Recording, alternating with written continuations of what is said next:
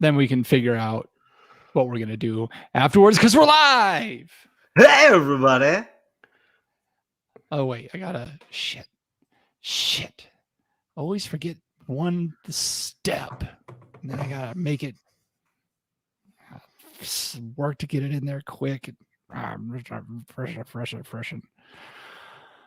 Do, and then click here, then drag this here, then go here, and say share screen, Chrome tab, share tab, audio there, share that, add to stream, and then get rid of it. Okay. Huh? Ah. Ah. Ah. Happy Rosh Hashanah. Rosh Hashanah. Lashon Tova, everybody. Did you guys have off school? No. Things you learn in the fantasy football draft. That was very surprising to me to learn that there were I feel like I got hoodwinked and swindled. I didn't know that there were actual public schools that took off other holidays for other religions. I think that's great, actually. Yeah, it is. I think so too. All right. Did you give me an intro, Jeff, or did you just? Yes, I should Please just be happy. Do that not you showed pre-read. Up. Just go for it. It's going to be amazing. Don't pre-read it. It's going to be a bunch of words that I'm going to totally not be able to pronounce. Then I guess. Sure. Samaj JP Ride. All right. So we're recording. I think we're all set. So yeah, man. That's the sound I like to hear. Boom. At the sound of the tone, the official "We Like Drinking" time will be 5 o'clock. Commence consumption.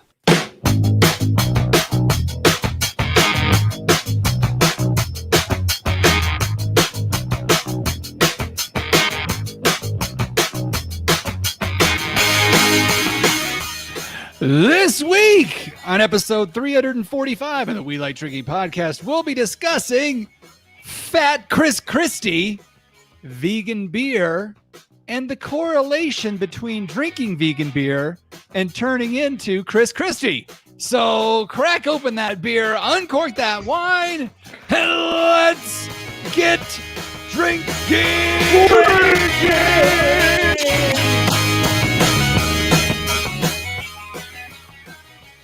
I like how this show's starting off. Hey, everybody.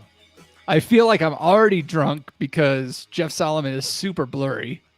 Yeah. I think it's this highest quality definition. Okay, focus on my finger.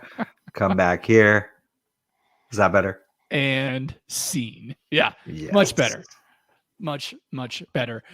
So let me start off the show by saying cheers, my podcast drinking friends, and welcome to Happy Hour 345 of your favorite award-winning topical beer and wine education podcast focusing on the funsies.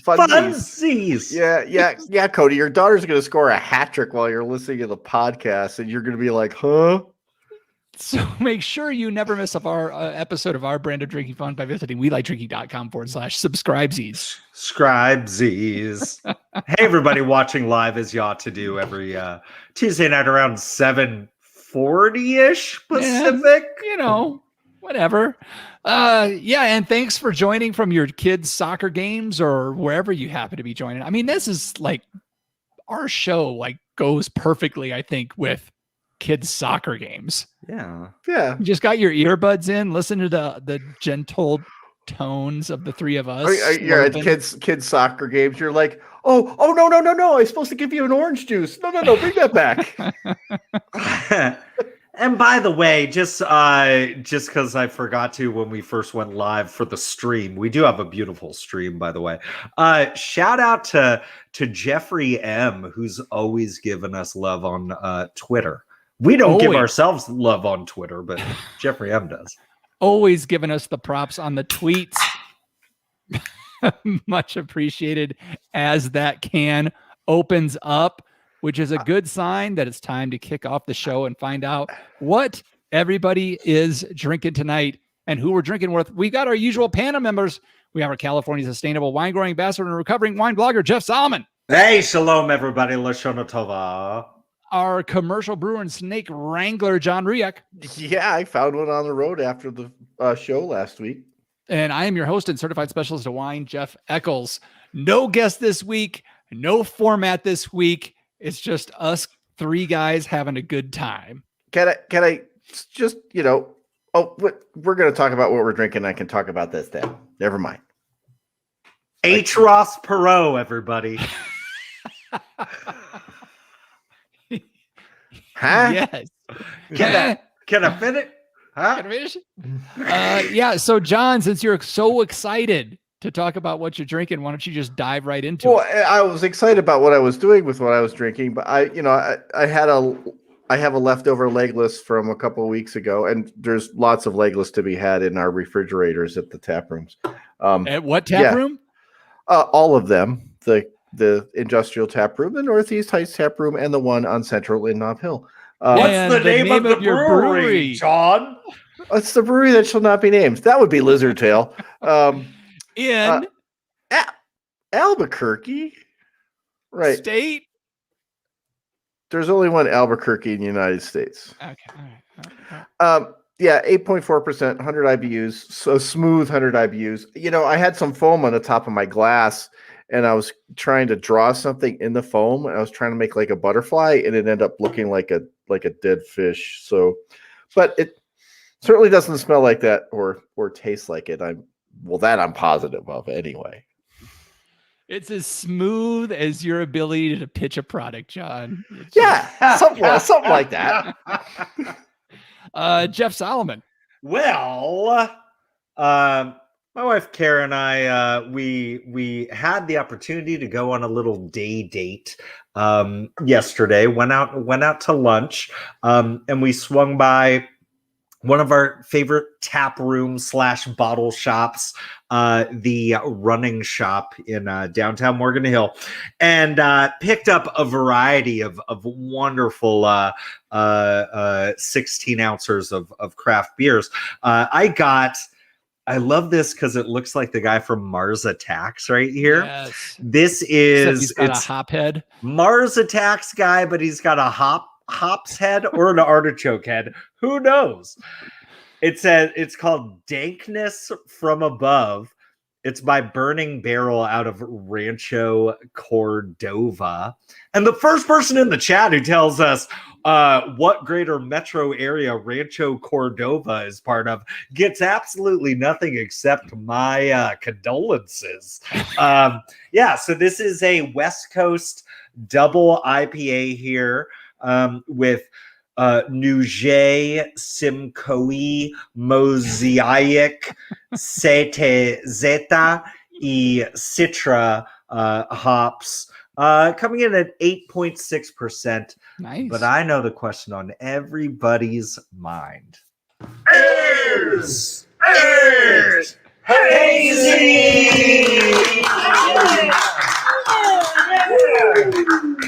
Yeah. This is a beautiful golden color verging on amber here, and I can see right there. But I venture to say I would do my taxes through this if I did taxes. Who the fuck does taxes? I don't pay taxes. Of course not. You live in California. That's absolutely a joke. Yes. I definitely do my taxes. Please don't follow up on my dumbass jokes. Man.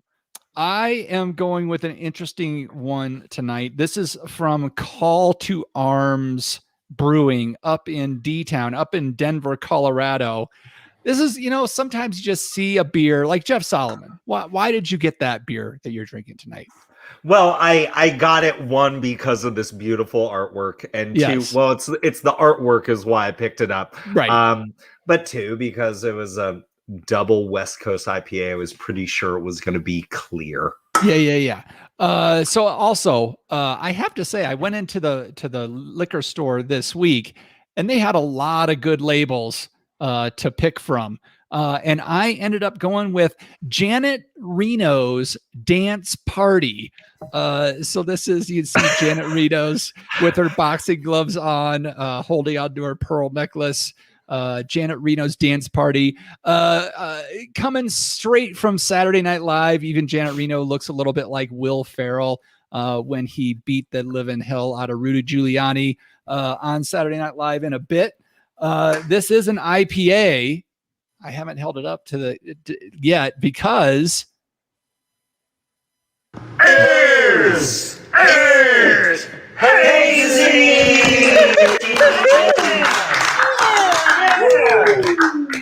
Yeah. it's a little Janet hazy. Reno is a cloudy mistress. Yes. So there was oh man, I'm going to have to get some of the other ones. I just didn't feel like going with a mango hazy IPA tonight. But that had the best label of the night. So I'll be having to drink that one. That is a sometime later. wonderful label. I got to say, mango is just played. I don't want a mango beer. I just don't. Yeah. I have a subtle like itchy reaction when I eat mango too, so that might be part of it. But like mango beers, I'm good. Get a new fruit craft brewers. And I love if you can see the side of this, it kind of got the silhouette of Janet Reno, aka Will Ferrell. It says it's a big baby IPA, which is in his bit. He was big baby. He was calling everybody names the whole way through it. All right. Let's see. How come I don't remember this? I'm a Saturday Night Live fan. Is this like from the golden age of Will Ferrell, or is this recent? Yeah, it's Will Ferrell. This is when Rudy Giuliani was the mayor of New York. Oh wow. Yeah, that's fucking old school. Like before Rudy Giuliani turned into Count Chocula. before his hair started leaking. Yes.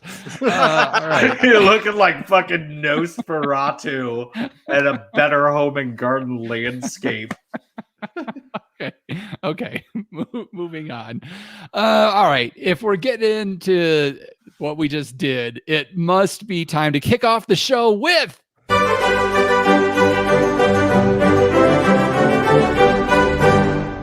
wine, beer, spirit, or pop culture reference. This is where I'm going to give these knuckleheads a term, and they're going to try to tell me if it's a wine term, a beer term, a spirit term, or some kind of pop culture reference. The term this week is Hercules.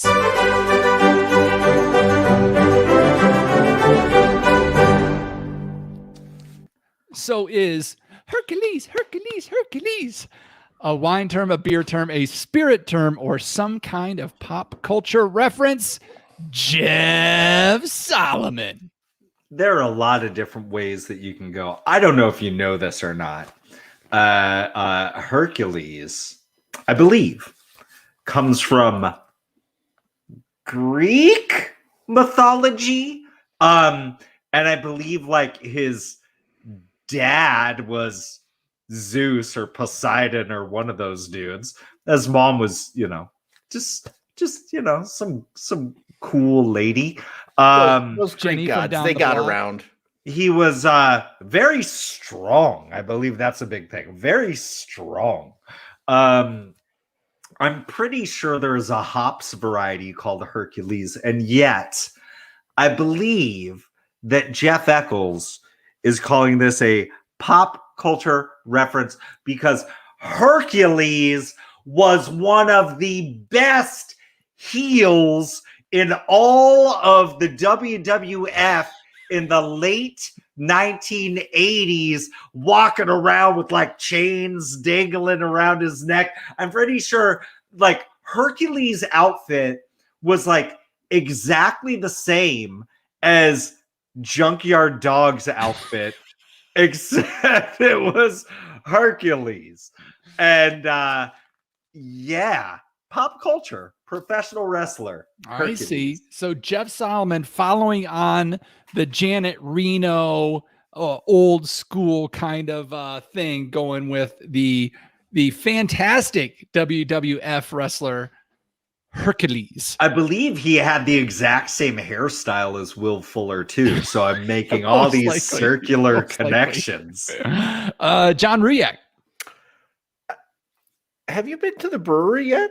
Because I would say this is a pop culture reference and named after Hercules, which is the name of our forklift. Oh, okay. Yes, we named our forklift Hercules. And our two little pallet jacks are the minions. The boilers.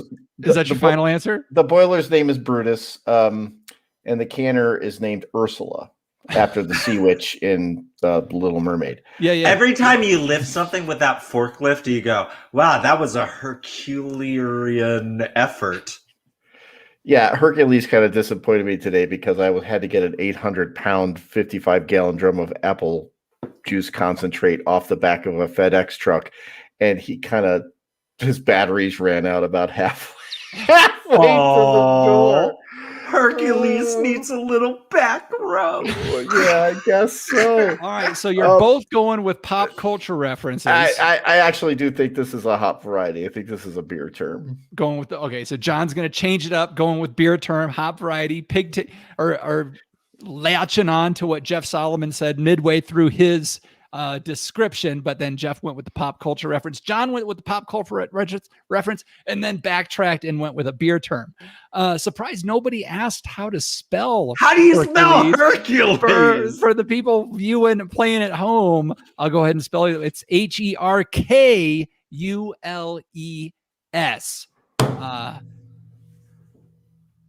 Hercules is in fact a beer term. Congratulations, John Ruyak. It is a newer German hop. Hercules was bred from a cross between Hallertau Taurus and a whole male and released by the Whole Hop Research Center in 2005. Hercules.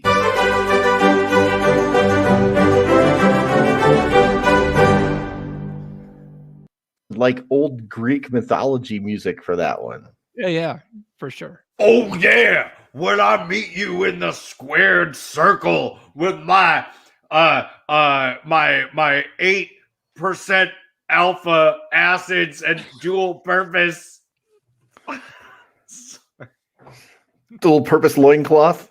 What you gonna do, malts, when I add some delicate aromatics to you, brother?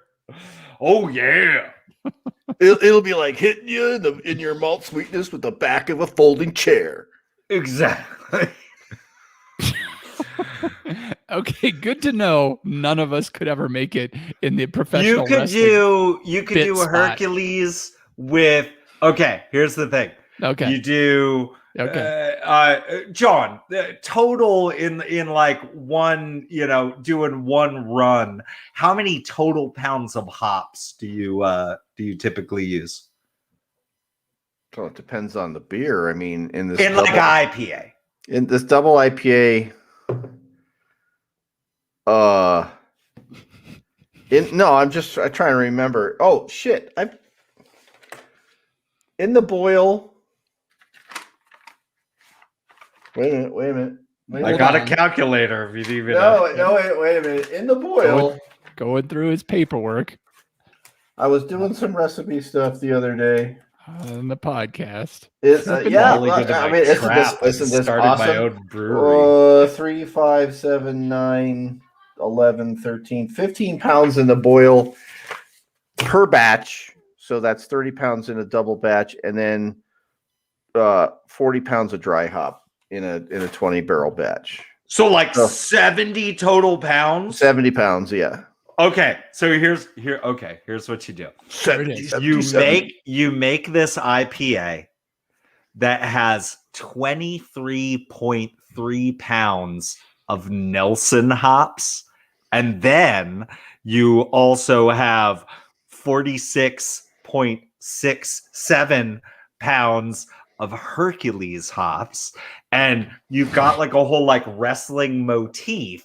And it's Hercules giving somebody a half Nelson. Huh? Because there's twice as much Hercules as Nelson. Half Nelson. Every show, he's got to tell somebody how to run their business better, John. Oh no, he's locking his fingers. Not then. Oh no.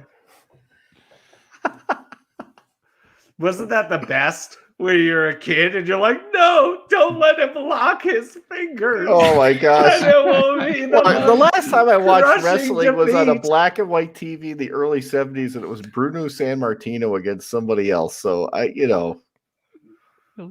locks the full Nelson in. That's when you get the finger. That's when the kicking starts from all the pain.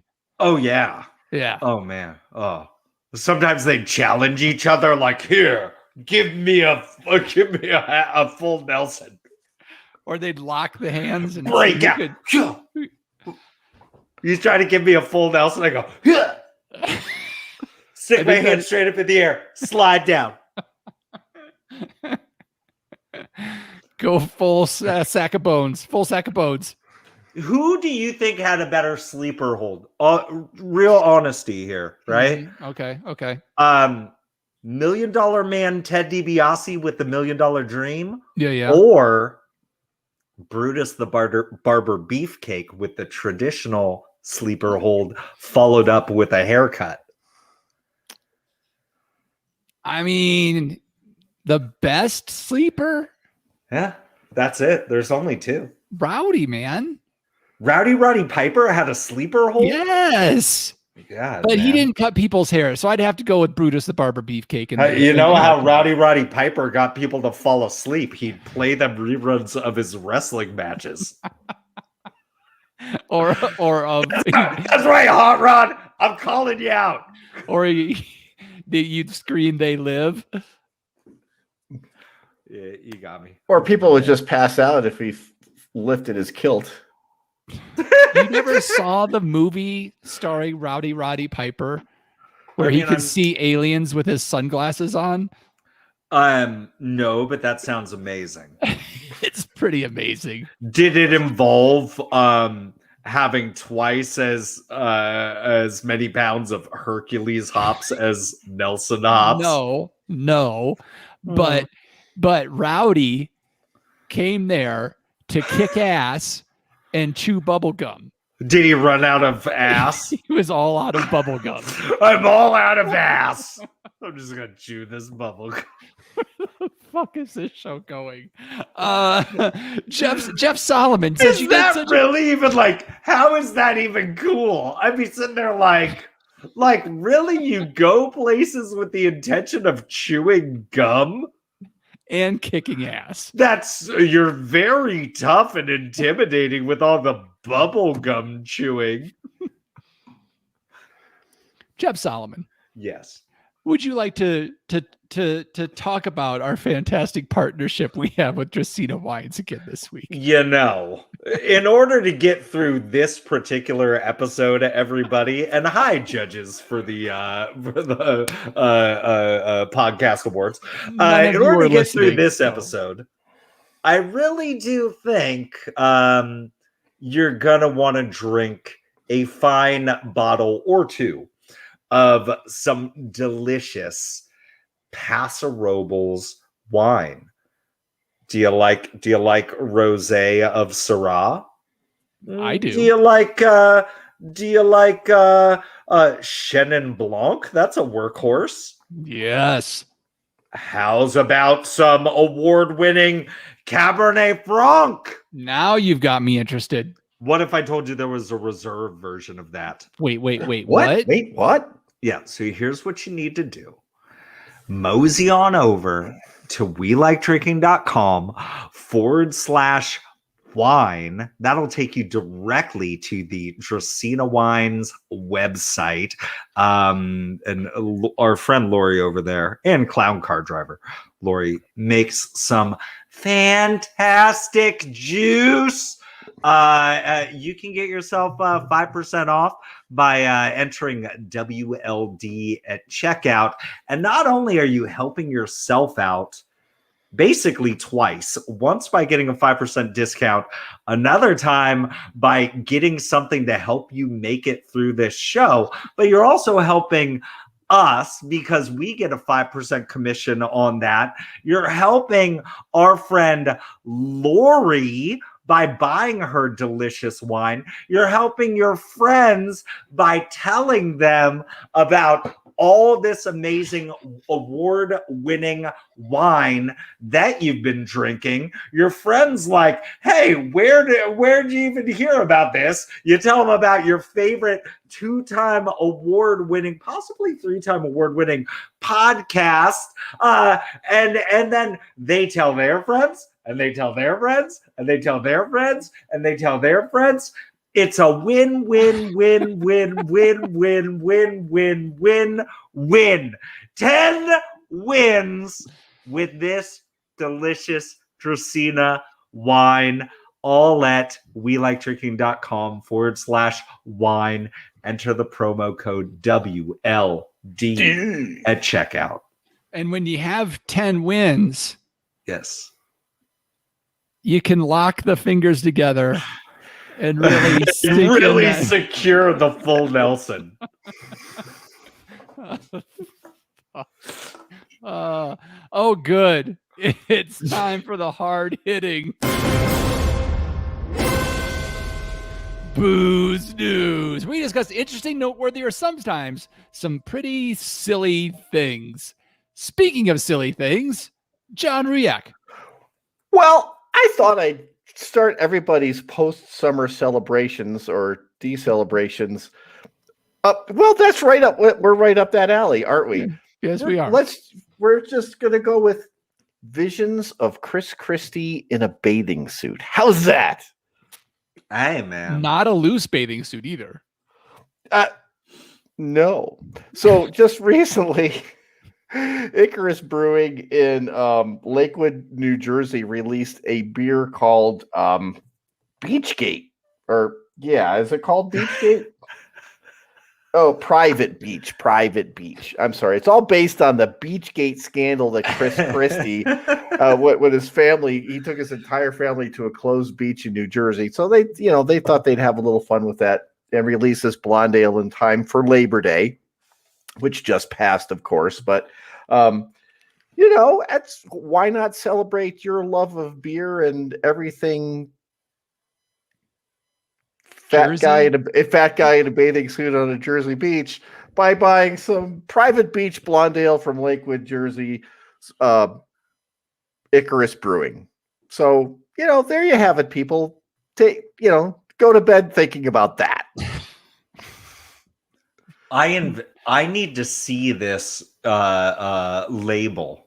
You can find it by visiting welikedrinking.com/episodes and check out the show notes.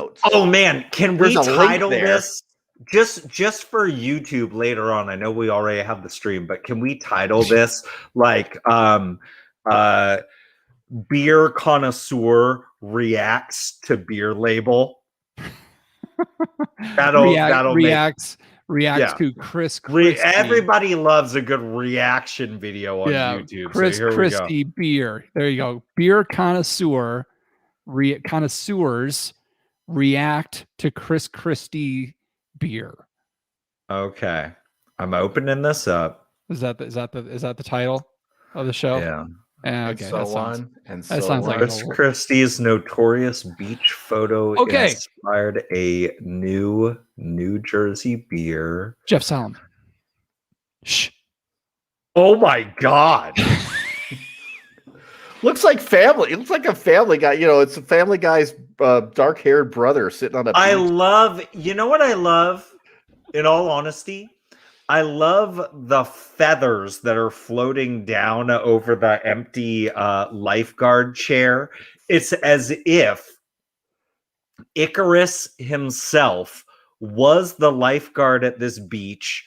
Chris Christie rolls in. He's like, I'm getting the fuck out of here. He starts flying as close as he can to the sun, and then he melts and he falls to his death, all because some capital city elitist decided to use his position of power to go to the beach. Okay. So real quick, everybody, Yes. get your face loosened up, and then we're gonna get the shot for the YouTubes. So give me your best. I just saw Chris Christie in a bathing suit on a beach face in 3, 2, 1, go. Okay. This is such a good podcast. This is so good. Okay. Okay. Oh, whoa. JVB says slash show notes gives a 404 error. Well, Yeah. how about just slash episodes. Yeah, slash episodes, bro. And you can't see this one. Yeah. I mean, this show is an absolute shit show anyway. So I'm just gonna copy it and I'm just gonna paste it into the chat for all of you watching live on the Tubi Tubes. Yeah, and that video didn't go your in as a own link. That didn't video go in as a your own link. reactions and tag us on TikTok. Okay. Let me ask you guys this. Well, John but- Ruyak, Yes. John Ruyak, Jeff Solomon, Yes. the beer you're drinking tonight yes. with the space alien hop head, yes. is that beer vegan? We're going to need a new audio bit, but is that a vegan beer? Is it vegan? Yes. It does not say. So I think we can just assume that it is not a vegan beer. I mean, so I'm just kind of thinking through this in my own whole situation. I guess my big question would be like, wouldn't really the only question be whether or not there are animal derived fining agents or like a beer that had lactose in it? I think those would be like the real questions, but I don't know how common it is. I think it might be that there's a lot of beer that is vegan, but a lot of people don't talk about it. I don't know. Well, because you're so concerned about it, I mean, if I were vegan, yeah. a company called Chinova is on the path to help. So you're right. It's for the finding agents because a lot of you will use isinglass, which is going to be like what, John? Just keep going. Which is going to be from what? Fish bladders. Fish bladders. There's pig stomach that they can use. There's eggs that they can use. There's all kinds that they can use for finding agents. Crab shells. Or clam shells. So a lot of things that are animal based that we use for clearing up the look of a lot of they use these in wines, they use these in beers. So Chinova is working with their proprietary mushroom based fiber, which is certified vegan, that can be used to fine beer and is up to 8 times faster than.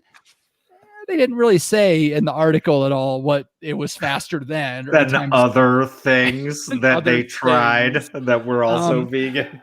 But this comes on the heels of major beer producers like Guinness going to a fully vegan-based fining agents in theirs. Other places like Bud Light, Coors Light, Carlsberg, Corona, and Heineken are all certified vegan products now.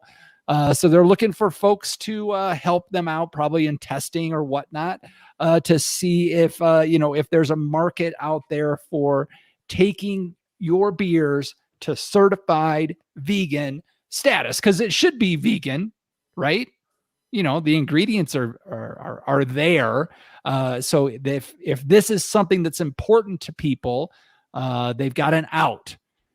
John Ruyak, what do you guys use to fine your beers? We use Biofine Clear, and that's a certified vegan-friendly product. Oh, It's well, what? It's never mind then. Vegan friendly. So it's like, yeah, we like It vegans, is not derived but we from still animals use at all. fish bladders. No. And I think Guinness was the only place that was really using isinglass up until just about a year or so ago. Maybe we had talked about it back then. I think we did. I think we may have. We're usually on top of all the cutting edge news. Yeah, all that stuff. But no, we use a product that's made from tree bark silicic acid, which is silicon oxide or something like that. And the whole thing about fining agents is it's trying to remember. It's all negatively charged stuff, and it pulls everything out of solution that's positively charged, proteins and yeast in particular. If you do too much of any of these things, you start pulling flavor out. So you got to be careful about how you do that. I think the cool thing about this whole deal is that I guess these guys are big enough to take their spent grains and create a bed for growing the mushrooms in the first place. And what are Jeff again, Solomon mushroom roots called again? Like mycelium? Yeah. Mycelium. Like, yeah. You've got a high concentration of mushrooms. They create this network of things that aren't root. Yeah. They're not roots because they're not flowering plants, but they're the same. They act the same way in pulling nutrients out of their It's very synergistic. Right. So you've got a brewery you've got these spent grains, goes out on a bed, they grow mushrooms, they harvest the mushrooms, they use it to they use the mycelium after they process them and sanitize them and put them in the beer to clarify it, which is that's really pretty cool. That's super cool. Yeah. That is super cool. And they probably sell the mushrooms, right? Mushrooms are, fungi are a pretty big deal. We were looking into sending our spent grains to do mushroom beds over chemical sites because fungi, mushrooms in particular, are great at pulling that shit out of the ground and extracting those dangerous chemicals out of the ground in like Superfund sites and things like that. So it's a lot easier for the mushrooms to pull those chemicals out of the ground, and then you can destroy the mushrooms by incineration or whatever, and just release all those chemicals into the atmosphere. But don't go foraging in that area. No, I know some hippies in the Santa Cruz Mountains. Don't do it, guys. Yeah. So, but the whole thing about being a sustainable brewery and things of that nature. So, maybe some of the spent grains goes to biofuel and stuff like that for the brewing process itself. But then the other stuff to grow mushrooms to clarify the beer. So that's a really neat sustainability issue right there. That's pretty cool. And I am sure, and Dan's done a lot of work and actually done presentations at some brewing classes here in town on sustainability. So, that stuff becomes available. We will use it. Awesome. That'd be cool. From the article, it sounds like they're looking for people to possibly test, looking to ramp it up and see. So maybe reach out to them. Question. Yes, Jeff Solomon. By choosing to brew, I can't believe I'm saying this. By choosing to brew hazies, are you essentially making vegan beer? Well, I bet you there's still a lot of clarifying agents that are used. No, there's actually hazy. No? Well, okay, so the fining agents used in the kettle to drop proteins out are made from seaweed, so that's a vegan thing.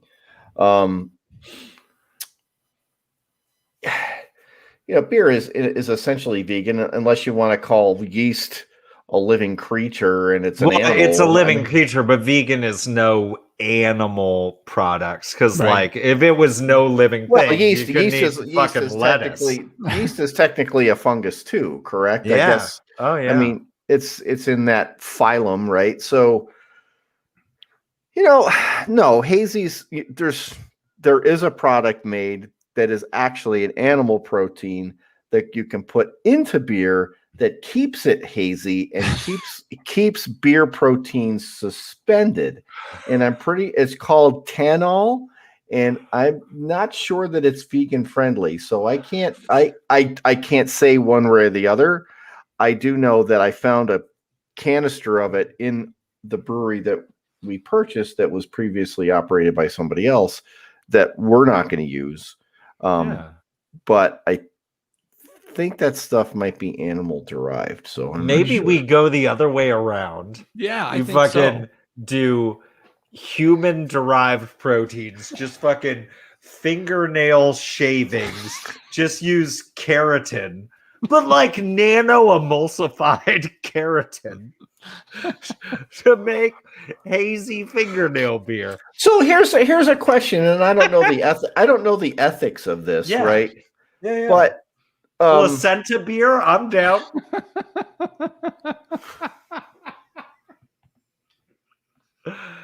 No. There's a fining agent. It's basically used in the wine industry, but it's called Kaido Sand. And it's made from ground up crab shells and I think mussel shells.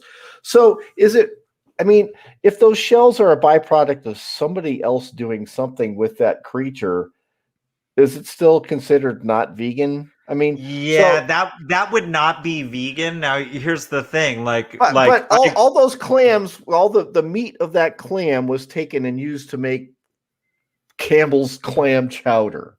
But that's the thing; those clams were probably farm raised, right? Like they were bred to die, so. But the other thing is eat on Thanksgiving. So there's a lot of different angles that people take when it comes to veganism, and I think a big thing is it's not necessarily a health thing. It's choice, defenseless creature type of thing. If you're really vegan, you can't drink mead because it's made from honey, which is a product of animals. Maybe we should make agave mead. Yeah. And certainly, then you start getting into, if somebody want to be really nitpicky, harvesting most crops, there's a certain allowable amount of rodent parts that are acceptable and stuff like that, because fucking animals die during the process of just agriculture. But then I guess vegans can't eat fig Newtons either, because fig Newtons have wasps in them. Yeah, there you go. But then it just kind of it goes back to the point of we could nitpick any sort of argument but it's really about consciously doing what I think is right when I have the choice to do so. So I think all things being equal, given the choice, I think most people would agree sure, man, if animals weren't used during this process and all things being equal, I'd probably go that way, whether I'm vegan or not. You know what I mean? So, but I think it's cool to do that, and I actually feel a lot better about it going into this conversation, as opposed to, I was getting ready for us to have this conversation where it's basically all beer is vegan and this is just a marketing ploy, which, by the way, well, sure, vegan, organic, biodynamic, they're good things, but there are also selling points to Absolutely. it too, I mean, yes, absolutely. So Well, it's just but interesting. I think it deserves the conversation, and I think bigger picture, as John's talking about, and I think that's so great that Lizard Tail Brewing out of Albuquerque, New Mexico, is really trying to focus on not just sustainability for the sake of saying it, but really just like, there's a lot of waste products that are involved in just day-to-day activities of any business, but saying like, let's try to be less wasteful, every business has waste, and it could be informational waste. It could be, a running toilet in the employee bathroom. It could, in brewery, in manufacturing, particularly in food manufacturing, there is a lot of waste. A lot of waste. The key to successful profits is turning your waste into dollars. And so if you think about it, CO2 is a byproduct of the fermentation product. Capturing CO2 and reusing it in your brewing processes so it stays in the beer, that's both environmentally friendly and economically smart. I guess, and we're not completely vegan because we use honey in our third biggest seller, which is our honey pale ale. So that's not vegan. We can't claim to be vegan. Most of our beers are. But yeah, we're not going out of our way ethically to be vegan. It's just kind of the way things are in breweries. This is what we do. Have you considered throwing up like a little V, like a green V? But here's the thing: don't you have to be certified? That costs money. But I am curious, John, when you decided on the fining product you used, how did you decide what to use? It's a speed issue. The BioFine Clear is fast. It clarifies. I put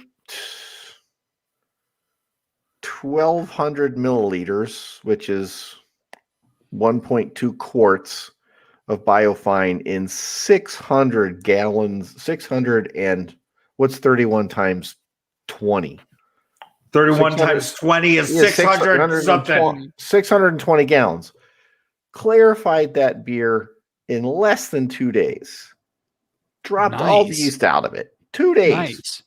Ready to be carbonated, ready to go.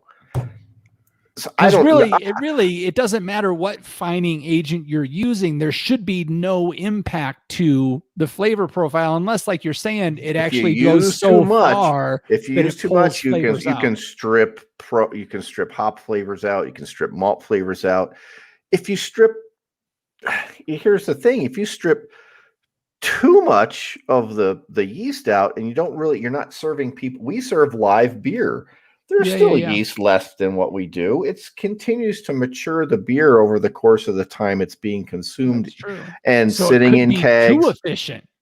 It can be. You can strip flavor out of beer with fining agents, including this one that they're talking about. So it's a balancing act, but I guarantee you we're going to look into this. I already sent a note to Dan, and we're going to look into it.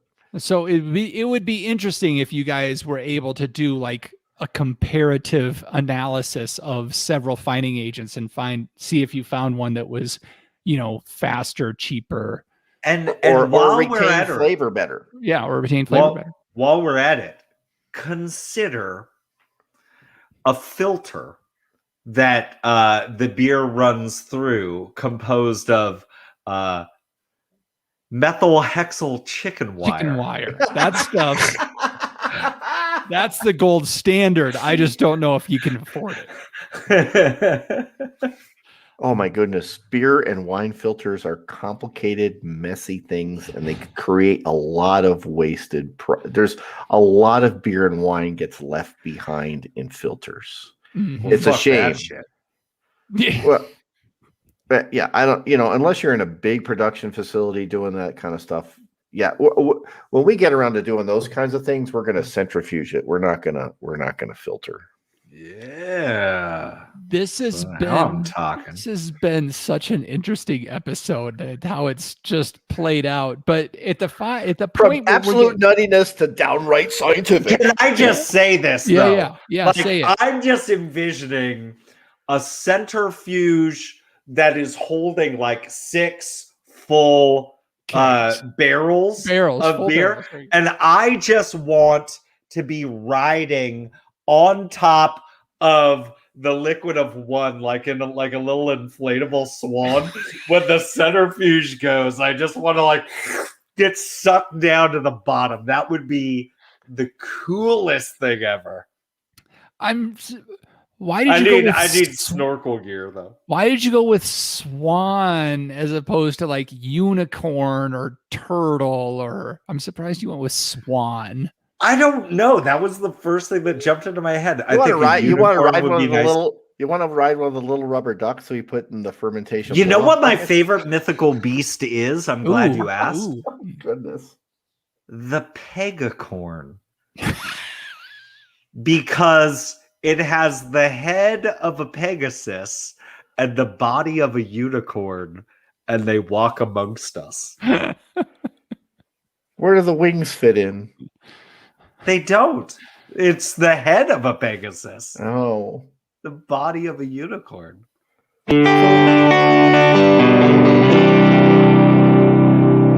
Last call. It's basically a fucking horse.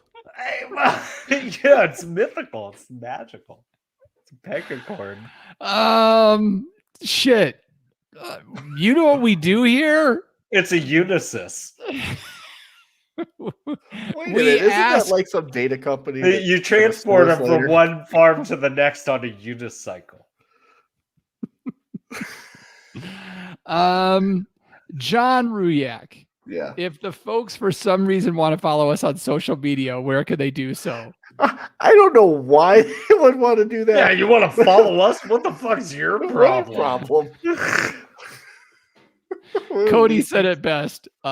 Saved by the music at this point. Oh, you can follow us on Twitter. It's We Like Drinking One. I think we're there sometimes. Instagram is We Like Drinking, and our private Facebook group known as The Tavern, welikeDrinking.com/tavern. You can find it, look up The Tavern on Facebook. Jeff Solomon, if the folks want to leave a review about what they think is a horse or not, where can they go to tell us? Hey, man, I am so interested in knowing what your favorite mythical beast is. Please let us know by leaving a 5-star review with your comments in there. I don't think it helps the show. It hasn't helped it so far, but I really just want to know what your favorite mythical beast is. And do you understand the magic of the pegacorn? I mean, it would do our hearts good on next week's show when we have a guest on that's talking about their fantastic wine. If we could roll through like 8 reviews of people's favorite mythical creatures. Well, the great thing about a pegacorn is you get shavings of their middle toenail, and you blend it into a beer, and that's where glitter beer came from. So, well, according to the guy I used to work for up in Colorado Springs, dinosaurs are mythical creatures, but that's a different story. Oh my God. Moving on. I'm not even touching that shit. Okay. If you've done all that, bro, and you want to do more, consider becoming a patron of our show for as little as $2,000 a month. You can support. For $500, we'll read your comments live on air. For $10 a month, we will have our cameras in focus the entire episode. That's going to cost us a lot of money to make happen because Jeff Solomon's blurry as hell right now. But obviously, with this crap show, we've reached the time of the show where I get to say, okay, man, let's take one last trip around this table and get some final thoughts before we shut off the lights. John Ruyak. I don't know if I should do this or not. Yeah, maybe you probably can't shouldn't. get any worse. Oh, yeah, it can. All right, so Sharon and I are walking the dogs this morning, and we always have to take bags with us. And what our lovely 10-year-old black lab, she's a princess, and she acts like a princess, but she likes to eat grass. Ew. Okay. So, we get about Yeah. 3 blocks up the I know road, where this and is going. she didn't quite, there was something didn't quite make it out. And, she's doing the thing where she's, kind of, there's something there, but she can't. So Daddy had to help her out. And boy, was she surprised. Don't let your dogs eat grass, people. That's my final thought. Don't let your dogs eat grass. Don't. This is going to rival the plum pudding episode for downloads, I think. Jeff Solomon. Hey man, I'm just trying to put in a waiver claim for Le'Veon Bell because apparently he just got signed. Yeah, to the practice I'm sorry. squad. Are we on a show right now? He got signed to the practice squad, I think. You know what? All my teams look so good, and I'm seeing the caliber of teams that are rushing to get Le'Veon Bell right now. Have at him because he did. I am very blurry right now. He did such wonders for all of your teams last year, right? You dummies. Is Adrian Peterson still available? He's he's out there disciplining his children. And with that, I'll say thanks again for joining us at the We Like Drinking podcast, where you'll never drink alone. How focused my knuckles are.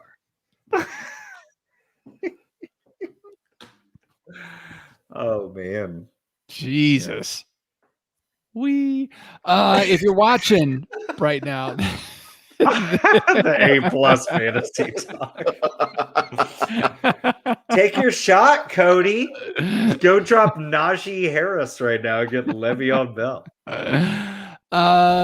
Next week we have a wine company, another canned wine company coming on the show. Do we have product coming? It's supposed to be on the way. And that show we're going to start a little bit later. Oh, that's right. We're going to start that one 30 minutes later or an hour later? An hour later. Yeah, 8:30 Pacific. 8:30 Pacific. You know what's cool about that? I can take a nap in between. Yeah, right? Yeah, there you go. Yeah. I might eat a Cliff Bar in between back to school night and record this fucking pile of shit. So next week, I believe it's just enough wines or just in time wine. It's great that I don't know. So yeah, we'll get it straight before next week. But by next week we'll know. So thank you all for joining us. I know it was an interesting one tonight. It was fun though. It was a usual shit show. And we'll see you all next week. Thanks for sticking around, Cody. We appreciate. Thank you, Cody. Thank you, JP. Hope your daughter's team won. Hey, Jeff McKinney. Bye, Jeff McKinney. Bye, Jeff McKinney.